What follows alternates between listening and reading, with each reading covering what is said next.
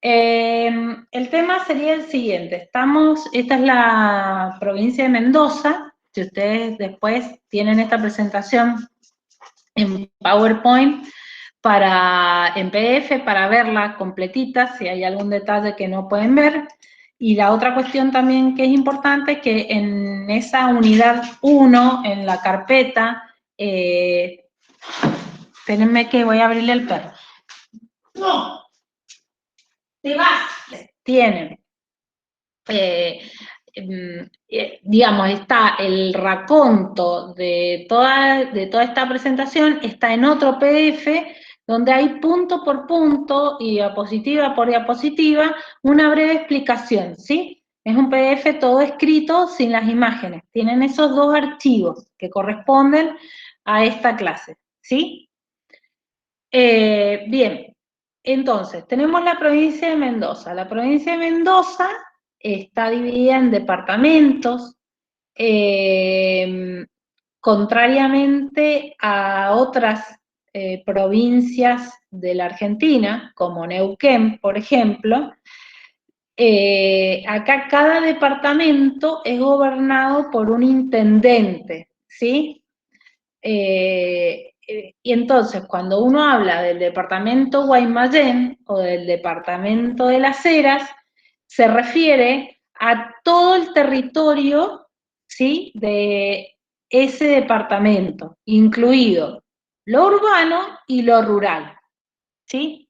En otras provincias argentinas, yo creo que en La Pampa también es igual a como les voy a decir ahora, los intendentes son de las localidades urbanas y el territorio que no pertenece a los ejidos urbanos, ¿sí?,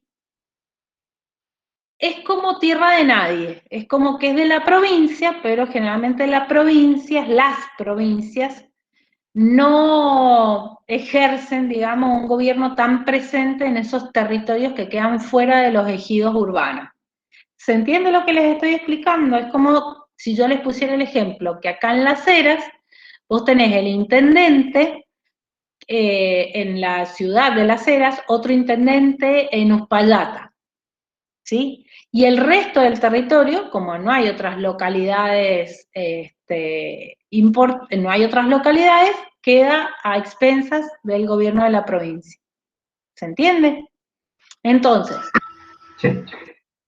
Entonces, la particularidad acá en Mendoza es que nosotros, un departamento está gobernado por un intendente, o sea, tiene una gestión municipal que abarca todo el territorio departamental, tanto el ejido urbano de su ciudad cabecera, las otras localidades, por ejemplo, en el caso del Valle de Uco, no sé, Tunuyán, Villa Las Rosas, cualquier otra pequeña ciudad, ¿sí? O La Valle, Costa de Araujo y Villa Tulumaya, ¿sí? Entonces, ese intendente gobierna sobre los ejidos urbanos, pero también sobre las áreas rurales y las áreas de desierto. Entonces, esa es una particularidad en la provincia de Mendoza. La otra particularidad es que tenemos un territorio extenso, pero también tenemos mucha concentración urbana. Eso es, tenemos una gran ciudad, que es ese puntito celeste, que es el área metropolitana, y esa área metropolitana está conformada por los ejidos urbanos de los departamentos de Las Heras, Capital, Godoy Cruz, Luján, Maipú y Guaymallén. ¿Sí? Entonces, nosotros tenemos una ciudad cabecera que se encuentra en el norte, centro de la provincia, ¿sí? Y que concentra las áreas urbanas de esos departamentos. ¿Ahí ven el cambio de diapositiva? Sí. Sí, profe. Bien. Bien. La provincia de Mendoza tiene una organización territorial también bastante particular que tiene que ver con la aridez de su suelo, la aridez de su clima. Y esto implica que la provincia se ha organizado de acuerdo a la sistematización del riego, ¿sí? Obras hechas por el hombre. Entonces, la organización territorial está dada por oasis. Estos oasis, en la provincia, tenemos un oasis norte, que es donde se encuentra el área metropolitana de Mendoza, y el este, digamos, el oasis de San Martín, Rivadavia, Junín, ¿sí? Un oasis centro, que es el oasis del Valle de Uco, y un oasis sur, que es donde se encuentra San Rafael y su área cultivada, y General Alvear y su área cultivada. Malargüe, si bien es un área irrigada y que tiene unos pequeños cultivos, no logra conformar un oasis de la magnitud de los otros oasis mendocinos, porque su base económica y sus posibilidades, digamos, sus aptitudes son otras. Este territorio que está acondicionado por el hombre para poder vivir, representa aproximadamente el 5%, entre el 4 y el 5% de la superficie total de la provincia, ¿sí? Entonces, nosotros tenemos que en ese pequeño porcentaje es donde vive la mayor parte de la población y donde se concentra la mayor riqueza de la provincia, ¿sí? Tenemos una serie de bosques nativos, que algunos se conservan en mejor estado que otros. Esos bosques nativos tienen que ver, seguramente que tal vez en la escuela lo llevaron alguna vez a los bosques piltecas, o a los altos limpios, o digamos a distintos lugares naturales. Y tenemos también una serie de áreas naturales protegidas, que esas son áreas naturales protegidas por ley, ¿sí? Que tienen que ver en el área cordillerana con la naciente de los ríos, con el estado de los glaciares, y en el sur, si ustedes ven, tienen que ver con la Payunia y la laguna de Yancanelo. ¿Sí? ¿Lo ven en el mapa eso? Las amarillitas. Sí, se alcanza a ver. Bien. Sí, profe. Sí, profe. Los oasis son oasis porque hay una sistematización del agua de los ríos para riego, y el oasis norte, o sea, donde está el área metropolitana, depende de las aguas del río Mendoza y del río Tunuyán inferior. Y el oasis del Valle de Uco depende de las aguas del río Tunuyán superior. Y el oasis de San Rafael depende del río Diamante y del río Atuel. ¿Sí? Entonces, esos oasis dependen, digamos, de los ríos, y todos sabemos que los ríos en esta zona, digamos, dependen del deshielo y dependen de las lluvias y de las precipitaciones que se den en alta montaña, en las nacientes, y de que hay años que son hidrológicamente ricos y otros años que son hidrológicamente pobres.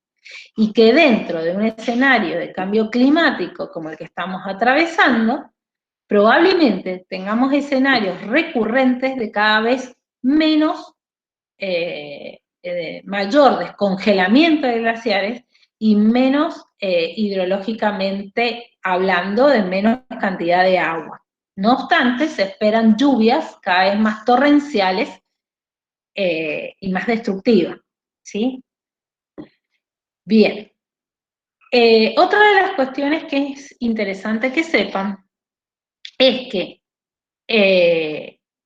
ese 3%, digamos, de esos oasis, hay un 3% aproximadamente que son tierras ligadas a lo que se denomina derecho a riego, que es algo que se paga en las áreas cultivadas para tener derecho a que llegue el agua a tu predio y poder regar con ese agua, ¿sí? Esto depende de una ley de aguas, ¿sí? Que es importante en Mendoza, que fue una ley de avanzada allá por fines del 1800, pero también que es una ley que necesariamente va a haber que actualizar, por más que no se encuentre el momento, digamos, y los consensos para hacerlo, es una ley que hoy por hoy habría que actualizar. Esa ley lo que dice es que el agua es inherente a la tierra, no es que yo puedo vender mi derecho a riego. Si yo tengo una finca y tengo derecho a riego, ese agua es de la finca, no es del propietario de la finca, ¿se entiende? Entonces, si vos renunciás al derecho de riego, esa finca se queda sin riego, no es que vos renuncies y puedas tener ese mismo derecho en otro lugar, ¿sí? ¿Qué ocurre hoy? Digo, ¿por qué esta situación es interesante tenerla en cuenta como que en algún momento va a haber que actualizar esa ley? Y que muchas de las áreas cultivadas se han transformado en áreas urbanas, ¿sí? Y no existe la superficie o no existe la posibilidad de regar en esas áreas urbanas con esta agua de riego. A ver, espérenme un segundito.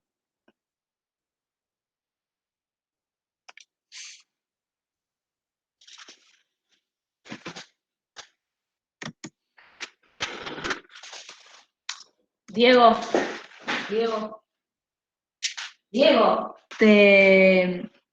Bueno, ¿se entiende esto del derecho a riego y de los problemas que hoy se atraviesa con ese tipo de gestión y de organización territorial? Sí, profe, se entiende. Bien. Bueno, acá hay otro mapa donde ustedes pueden ver el oasis con los ríos que yo les mencionaba, el área metropolitana y justamente la importancia que tienen los ríos y el agua de esos ríos para la transformación de este desierto, digamos, en oasis de cultivo.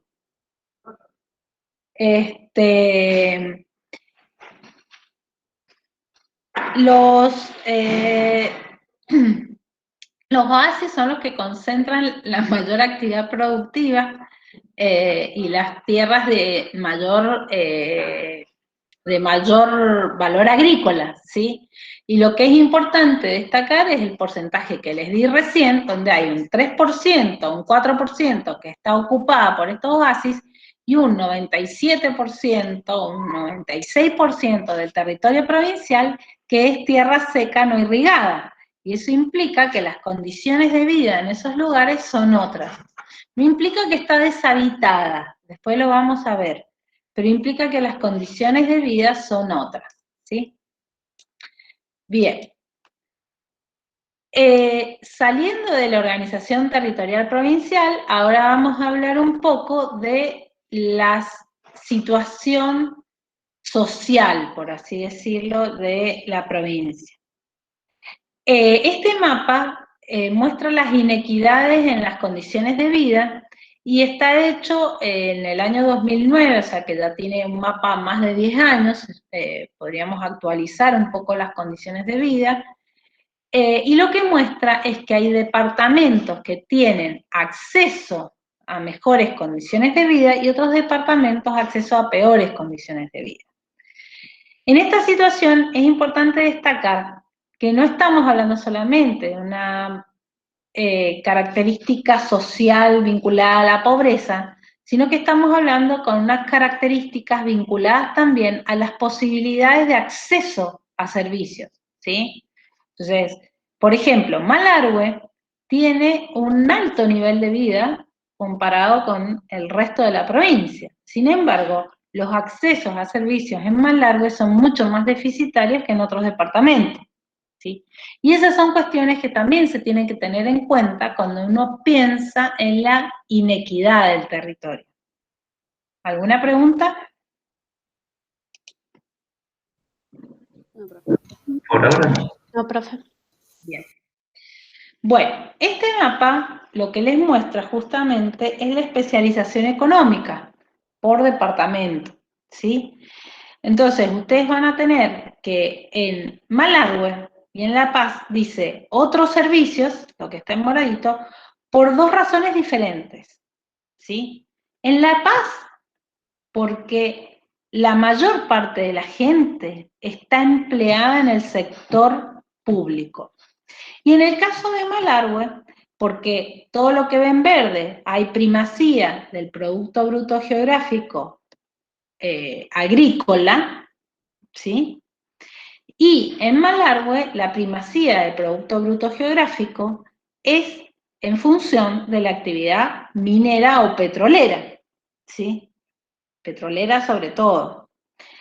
En la ciudad de Mendoza, lo que está amarillo, tiene preponderancia el PBG vinculado a la actividad comercial, ¿sí? Y en los departamentos Guaymallén y Cruz Las Heras, si ustedes se fijan en la referencia, dice servicios privados. No solo existe comercio, sino otra cantidad de servicios que son las que generan la riqueza en esos departamentos. Y en Luján la industria. ¿Por qué? Y porque en Luján, recuerden que tiene la destilería y otras industrias vinculadas a la petroquímica que generan mucha riqueza. ¿Qué es el PBG? Que es con lo que se mide la importancia de la actividad, es el Producto Bruto Geográfico. Eso implica que es la cantidad de dinero, la cantidad de riqueza que se genera en una actividad, ¿sí? Es lo que se produce, lo que se produce. ¿Hasta ahí estamos? Sí, profe.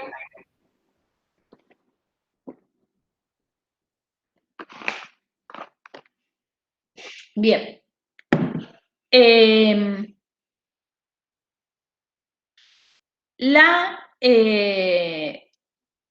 Este mapa lo que muestra es la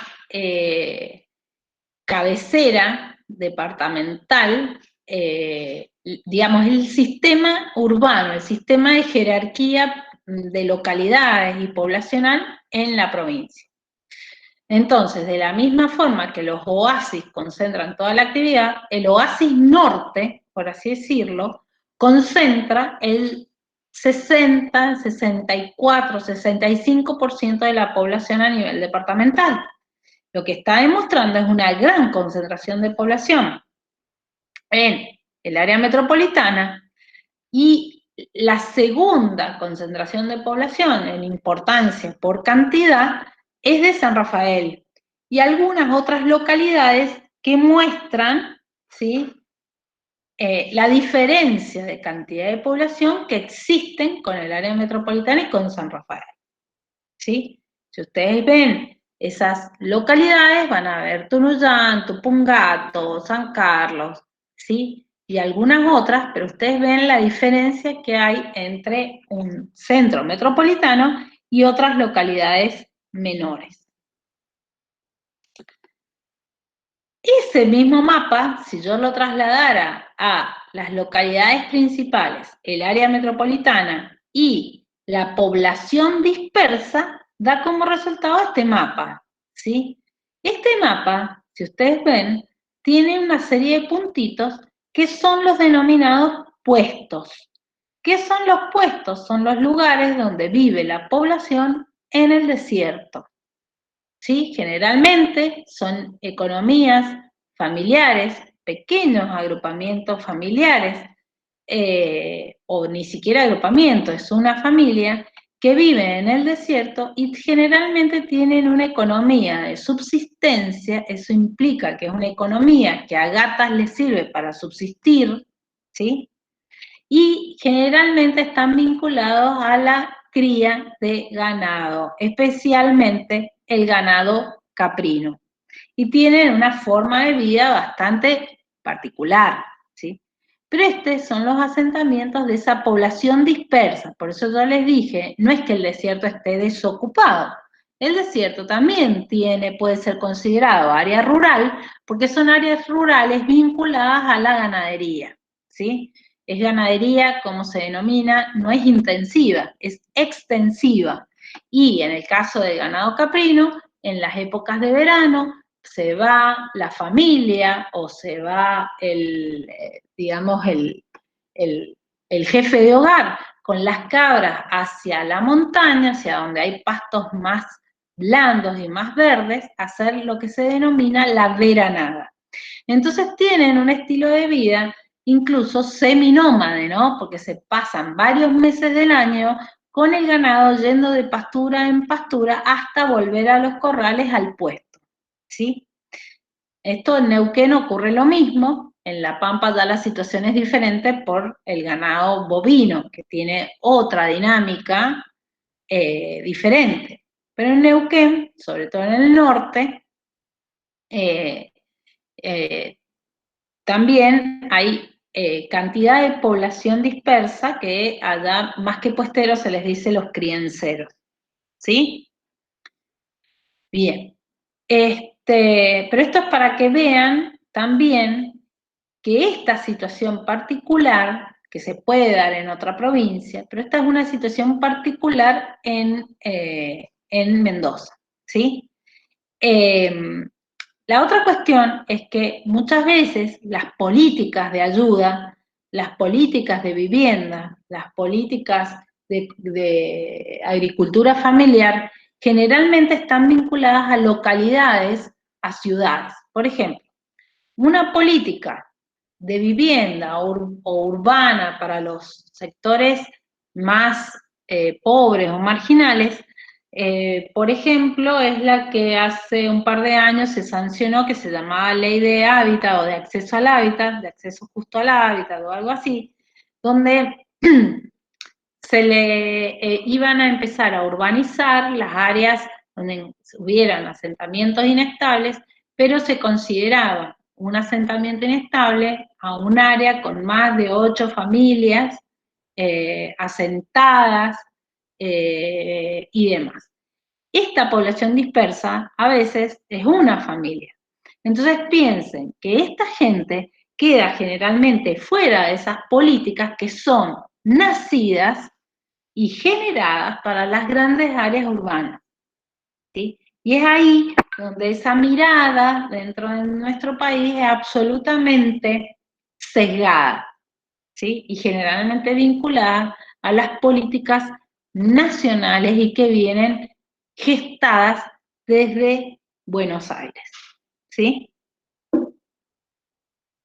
Un desconocimiento absoluto de la realidad del interior, no solo del país, sino del interior incluso de cada provincia. Ya hablar del interior es ridículo. Bueno, este mapa lo que les está mostrando son las vías de vinculación y cómo esta estructura, digamos, territorial de Mendoza también está dada por las vinculaciones que se tejen entre estas áreas urbanas y entre estos oasis. Por un lado, este eje central, que es importantísimo, incluso a nivel nacional, que es la Ruta 7, ¿sí? Donde atraviesa la provincia e incluso pasa por el medio de la ciudad, de la Ruta 7 que viene de San Luis, Córdoba, Buenos Aires, hasta Chile, ¿sí? Ahora lo que se está haciendo es un bypass en el área de San Roque, en Maipú y de Junín, creo que es para que las grandes cargas no lleguen hasta el predio de la Virgen en Guaymallén para tomar la ruta 40, sino que haya un desvío antes de entrar a la ciudad y se llegue a la ruta 40 para empalmar la 7 que va a Chile sin atravesar la ciudad. Bueno, la ruta 40, que hasta hace poco no está inaugurado el tramo que llegaba a Malargüe, hoy por hoy la gente que vivía en Malargüe se ahorra aproximadamente 1 hora de viaje por la inauguración de ese nuevo tramo de la ruta 40, y las rutas que conectan Alvear, como la 188, y no me sé todos los números de memoria, con La Pampa y San Luis. Bien, después de esta breve explicación de lo que es el territorio provincial, vamos a pasar al área metropolitana, que es esta imagen, 2 imágenes satelitales, una vieja de un satélite que se llama Landsat y una nueva, un poco más nueva, del Google Earth directamente, yo no voy a repetir el proceso de crecimiento del área metropolitana de Mendoza, que ustedes seguramente ya lo han visto en historia. ¿Ya lo han visto en historia o en la otra teoría? En teoría, más que nada, sí. En teoría. ¿Con Matías lo vieron? Claro. Bien. Solo decirles que a partir de los años 90, ¿sí? El crecimiento de la ciudad se empezó a operar en forma dispersa, ¿sí? Esto implica que empezó como una urbanización en las áreas, hacia las áreas rurales, hacia todas las áreas rurales, hacia el noreste, hacia el sureste, hacia el este, ¿sí? Y esa área de interfaz donde comparten usos rurales y usos urbanos, empieza a ser cada vez más extensa. Y por otro lado, sigue, y esto comenzó allá por los años 70 y 80, un crecimiento hacia las áreas de Piedemonte, ¿sí? Ese crecimiento hacia las áreas de Piedemonte, en la última gestión de gobierno, ha tenido como una preocupación constante para detener ese crecimiento. De hecho, hay una ley que está en la legislatura esperando ser sancionada, donde pone nuevas condiciones para urbanizar las partes que se pueden urbanizar del Piedemonte, y pide que a las urbanizaciones existentes en forma ilegal, que se pongan en regla, ¿sí? Pero lo cierto es que esta expansión no ha sido en forma de mancha de aceite, como les gusta a algunos decir, porque no se ha ido expandiendo en forma continua, sino en forma dispersa. El área metropolitana, entonces, está conformada por las áreas urbanas de estos 6 departamentos: Las Heras, Capital, Godoy Cruz, Luján, Maipú y Guaymallén, ¿sí? El total de población del área metropolitana es aproximadamente de 1 millón de habitantes. 1.700.000, lo que dice acá arriba, es de la provincia, ¿sí?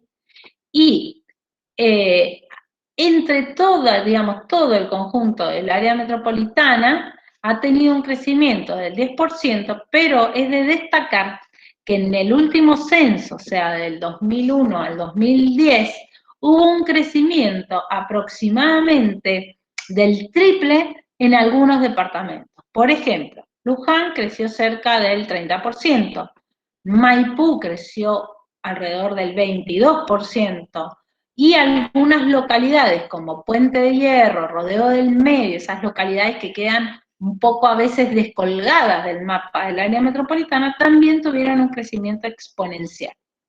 Y esto tiene que ver no solo con que, bueno, cada vez hay más gente en la ciudad, sino que tiene que ver con migraciones internas.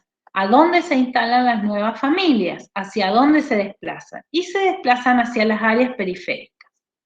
Y ustedes, en cierta manera, les adelanto un poco algunos conceptos que vamos a empezar a ver más adelante, y es que este proceso de ocupación de las áreas periféricas no solo se vincula no se vincula a las situaciones particulares, románticas, si se quiere, de que la gente lo único que quiere es ver el verde, sino que se vincula realmente a la posibilidad económica de acceder a la tierra, ¿sí? Todos sabemos que si ustedes quieren vivir en la quinta sección cerca de la facultad, van a tener que pagar un alquiler absolutamente más caro que si se van a vivir más alejados, ¿sí? ¿Estamos de acuerdo en eso? Sí, profe. Sí, profe. Bien, entonces, esta situación de crecimiento hacia la periferia no necesariamente es a partir de una situación de preferencia, sino de una posibilidad, ¿sí? Posibilidad. Cuando una persona de clase media, media baja, puede comprar, acceder a un terreno o acceder a una vivienda, generalmente está vinculada con precios, ¿sí?, donde las posibilidades dan que se aleje de las áreas mejores servidas, mejores equipadas, más cercanas al trabajo y demás. Esta visión tan ideal, donde uno puede elegir irse a vivir al lado del trabajo o puede elegir irse a vivir al lado de la escuela de sus hijos, es una visión bastante fantasiosa y carente de conocimiento de la realidad y de lo que lleva a una persona a alejarse de las mejores áreas para vivir, ¿sí? Bien, entonces, el área metropolitana concentra cerca del 63% de la población y obviamente está mostrando un desequilibrio urbano con una característica macrocefálica. ¿Qué es macrocefalia? Cabeza grande, ¿sí? Es cabezona nuestra provincia. Tiene una cabecera que es muy grande. Y ahí, entonces, existe esa tendencia de población del centro hacia la periferia. Otro tema dentro de nuestra área metropolitana, y este tema podría ser extensivo a toda la provincia, y es que estamos, y todos los lugares del mundo, están sometidos a amenazas naturales. ¿Sí? Después vamos a ver bien qué diferencia hay entre los conceptos de amenaza, vulnerabilidad y riesgo. Lo cierto es que nosotros acá en la ciudad estamos sometidos, por un lado, a las amenazas, obviamente, sísmicas. Todos sabemos que estamos en un área sísmica de mayor peligrosidad sísmica dentro del territorio de la República Argentina. Y otra de las amenazas que para nosotros es bastante imperceptible hasta que llueve, es la amenaza aluvional, ¿sí?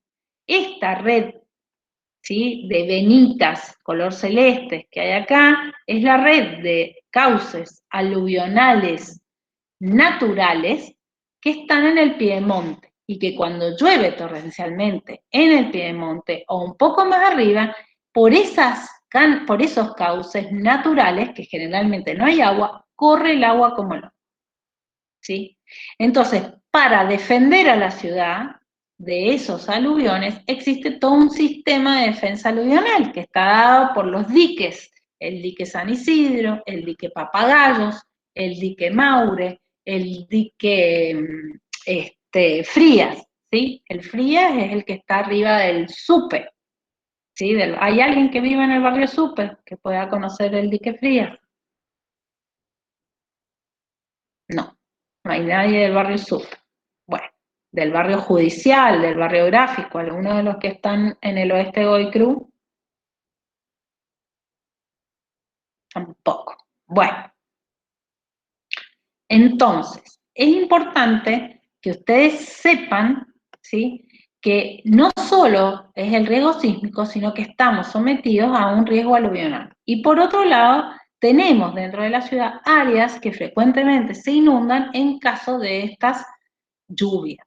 Como por ejemplo, si uno puede pensar, lo están arreglando ahora, el túnel del shopping, ¿sí?, que están ahora haciendo una obra para ver si se deja de inundar, o áreas en la cuarta sección, o áreas en Luján. Todos sabemos que en Luján hay ciertas áreas donde, ciertas calles que son calles canal, que generalmente tienen unas acequias grandes que cuando uno abre una puerta del auto la puede hacer pelota, ¿sí? Y eso ocurre en nuestra ciudad.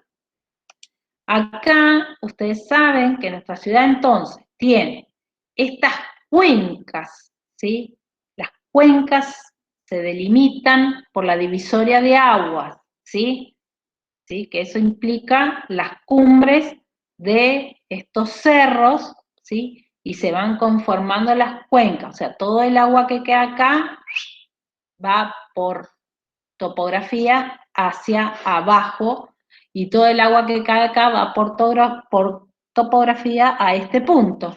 Esas cuencas están reguladas entonces por esos diques, que son esos puntos rojos, y de esos diques el agua sale sistemáticamente y controladamente y atraviesan la ciudad para desagotar en el cacique Guaymallén. ¿Cuáles son esos canales? Y los que vemos en la ciudad vacíos. el que marca el dique, el canal San Isidro no lo van a ver porque es prácticamente donde termina la ciudad, cerca de donde están esos nuevos emprendimientos de Mendoza Norte, pero el colector Papagalos es el que pasa por atrás de la facultad, probablemente ustedes lo han visto desde las ventanas de la facultad. El Sanjón Maure es el que atraviesa, el Sanjón Frías es el que atraviesa la ciudad a partir, digamos, en Capital, por la calle Moreno y por Capital, que pasa por al lado de la calle Peltier, de la Casa de Gobierno, por el barrio Bombal, y el Maure es el que pasa por Godoy Cruz y pasa por atrás del Carrefour, ¿sí? Esos zanjones desagotan en el canal Cacique Guaymallén. ¿Qué es el canal Sanjón Cacique Guaymallén? Es un brazo que se desprende del río Mendoza, un canal hecho por el hombre, se supone de la época Huarpe, en una falla natural, y a partir del dique Chipoleti se deriva el agua para el riego urbano. Es el canal matriz, como se le llama, ¿sí? Y ese riego urbano está dado por las derivaciones por otra red de canales que conforma la red de acequias.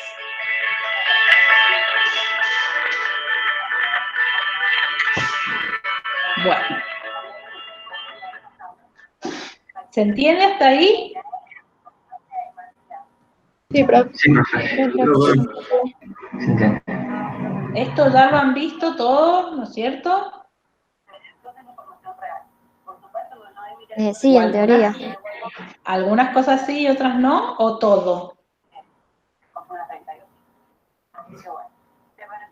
Sí, hemos visto, pero por ahí no bien cómo, o sea, qué va llegando de cosas, digamos, como ese orden así en el que se va desabotando, digamos, un dique, o sea, el río en el dique, y así, digamos, como en el orden no lo hemos visto así tan detalladamente. Bueno, ya lo vamos a ver más detallado todavía. Esto es un pantallazo general nada más. Bueno, la red de riego, ¿sí? Que tiene que ver justamente con el canal matriz y cómo se derivan de ese canal los otros canales y las hijuelas para regar todo el área cultivada del oasis, ¿sí? Y, por supuesto, la estructura urbana también está, en cierta manera, estructurada, valga la redundancia, con los accesos y las avenidas con los accesos y las avenidas que ingresan a la ciudad. En este caso, ustedes saben que a la ciudad ingresan 2 rutas nacionales y que las demás vías importantes de circulación, como el Corredor del Oeste, la calle Juan José Paso que entra a Maipú, la ruta 60 que une Luján con Rivadavia, son rutas provinciales. Y las rutas nacionales son la ruta 7 y la ruta 40. Y que las rutas nacionales dependen del mantenimiento de vialidad nacional, las rutas provinciales dependen del mantenimiento de vialidad provincial y el resto de las calles depende del mantenimiento, ¿sí?, de los municipios.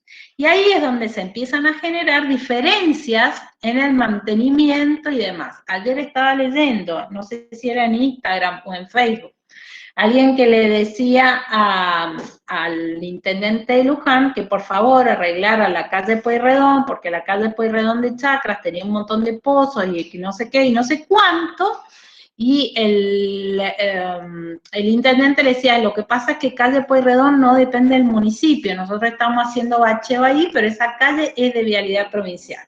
Entonces, estas diferencias de jurisdicciones son las que hacen la diferencia, ¿sí?, de mantenimiento y de gestión de todas las redes que se superponen en la ciudad. ¿Se entiende? Sí, profe.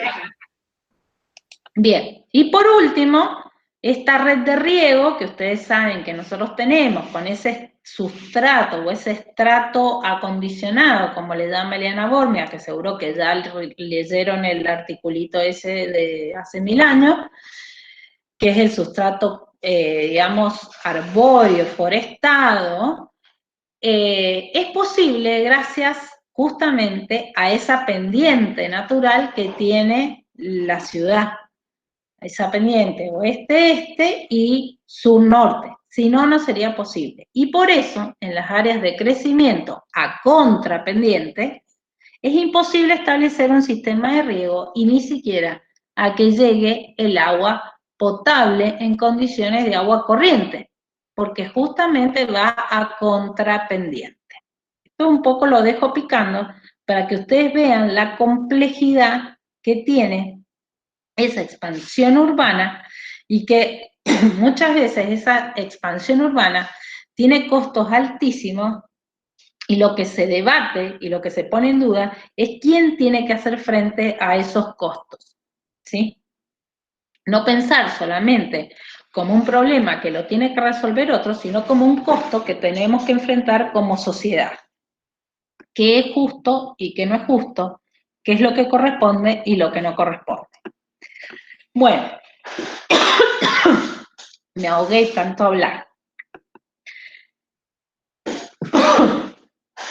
Es importante, entonces, que tengan en cuenta estos primeros conceptos ya para empezar a entrar en tema. ¿Hasta acá llega la clase? ¿Alguna pregunta?